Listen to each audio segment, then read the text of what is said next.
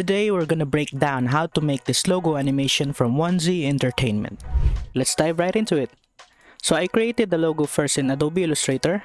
Each layer is divided into distinct pieces, so when I import it in After Effects, it's already one layer each. I could easily make movements, and after importing this in After Effects, it will look like this. And then I parent it into a null, the four of them, so it moves together. Then I just reverse engineered it to the first position, which is this one.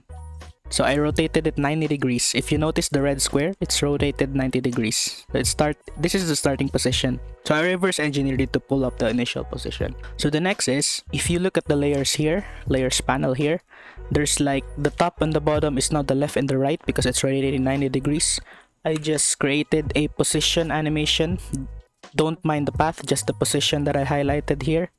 So it separately moves away, and then this slice circle, to pull it off, I just created a new circle layer here, which is the basis of the slice shape. And then these two layers, the left and the right pillar, I just mask it to the circle that will then scale, which is also anchored at the top. Sorry about the complicated stuff, but that's how I do it.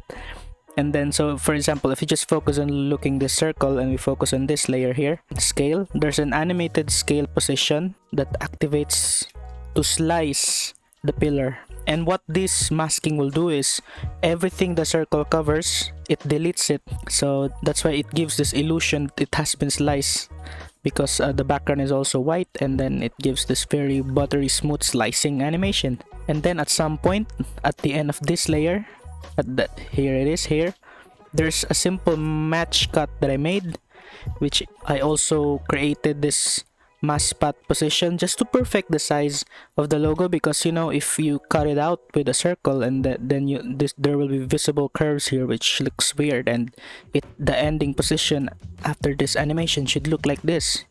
So to pull it off, I just draw a mask on top of it with a toggle hold, what do you call this, interpolation or whatever. I could be wrong, but yep. And then in just one layer, it immediately goes to this. So while it looks clunky when you look at it frame by frame, it's a match cut. So if you play it, you won't even notice it's just one frame. So that's how to get this from this to this. So the next is, it's very simple to rotate it 90 degrees. So remember, I nulled all of it into a null object here. When I go into rotation, I introduce here a negative 90 degrees position to prepare the final position, just like this. It's a straightforward rotation animation, and I think if you have basic knowledge in After Effects, you'll be able to do it. And then the strips that gives this windy effect during the rotation. To pull it off, it's very simple. So I just created a layer here. I'm just going to solo it. Circle slits. This layer, this blue layer here, I'm gonna solo it. Yeah. So I just created two circles. So if you expand it, contents ellipse 1, ellipse 2. And then I created a trim paths because it's just animate at the same time, like start, end, the same time. And then I just animated trim paths by adding start and end position and offset it a little bit, so it's appearing to chase the tail would chase the head. So it looks like this. See, simple.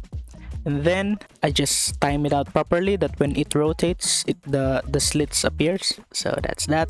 And then the next phase is, I take after this rotation, I take these two rectangles again, which is this and this, and then I move it away to each other like that.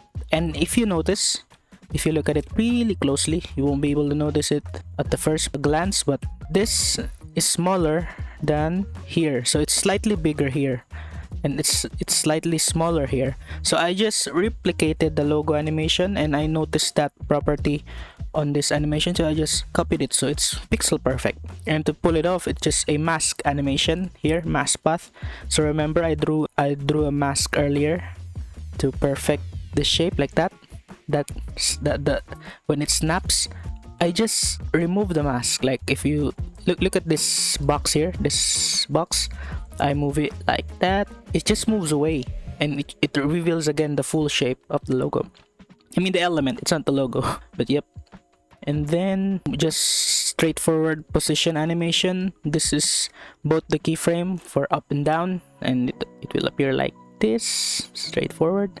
And then just add easing. I think, yeah, that easing, whatever easing you like. Then if we move a little bit forward, this slant here, to reveal that, it was just there all along, the slant top and bottom.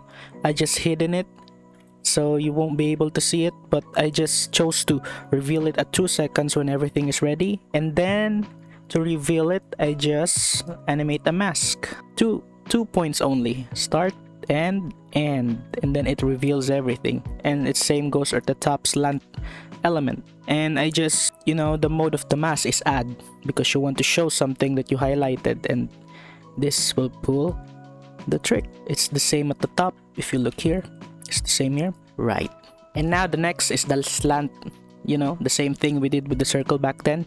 If you look at the slant slits diagonal, it's the same logic. It's 2 paths here, and then there's a twist here. By the way, I forgot to tell you earlier, but if you notice, the slits is actually thicker at the start and thinner at the end. And to be able to pull it off with the stroke layer in After Effects, you just have to adjust taper, which is here, 0, 50%. It's initially, 0 or 100 or whatever. The idea here is to just have different values from the start and the end, and you'll be able to get this effect here. And then, of course, the basic of shape layers in After Effects. If there's 2 paths here and 1 stroke at the bottom, both of the path will be affected, so they will inherit the same properties, so you get this effect. And then I just duplicated this, resulting to this layer, and then I just, flip horizontal and vertical and arrange it.